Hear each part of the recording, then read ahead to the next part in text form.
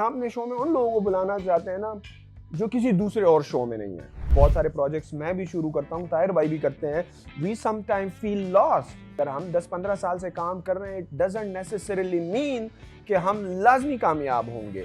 तबलीग नहीं होती, ये मैं तबलीग समझता हूँ कि अपने नौजवानों के लिए, अपने यंगस्टर्स के लिए ऐसे लोगों को मैं इकट्ठा करूँ पाकिस्तान से, जिन्होंने खुद पे काम किया हो, जिन्होंने अपना नाम बनाया हो, आज एक मुकाम पे है, वो आके यहाँ हमारे साथ बैठे, गुफ्तगू करे, गपशप लगाए। जो 5 लोग आपकी ज़िंदगी में हैं, उनकी जो थिंकिंग होगी, उनका जो लाइफस्टाइल होगा, छठे नंबर पे आप होंगे। आप में वो सलाहियत होनी चाहिए कि आप उन लोगों के सर्कल में आओ, थोड़ा सा स्पार्क तो होना चाहिए। वो लोग जिनको आप जानते हो, जिनके साथ आप बैठते हो, जिनके साथ आप गुफ्तगू करते हो, जिनके साथ आप फन करते हो, जिनके साथ आप सीख सकते हो, जिन्होंने हमारी ज़िंदगी को इम्पैक्ट किया, तो हम चाहते हैं कि उनकी वो लर्निंग्स, उनकी वो स्टोरियां हम जो है ना आपके सामने लाएं। और हमारे जो बच्चे हैं, जो नौजवान है 17-18 साल की उम्र में और अभी भी सोच रहे, कंफ्यूज है कि यार ज़िंदगी में क्या करे और अगर करे तो कैसे करे, एक पुश की ज़रूरत होती है। हिम्मत नहीं हारनी। अगर यहाँ पे आपने हिम्मत हारी, आप ज़िंदगी में कभी आगे नहीं बढ़ोगे। ना मुझे पता है कि आने वाले 1 मिनट से लेकर 60 मिनट तक मैंने क्या बातचीत करनी है,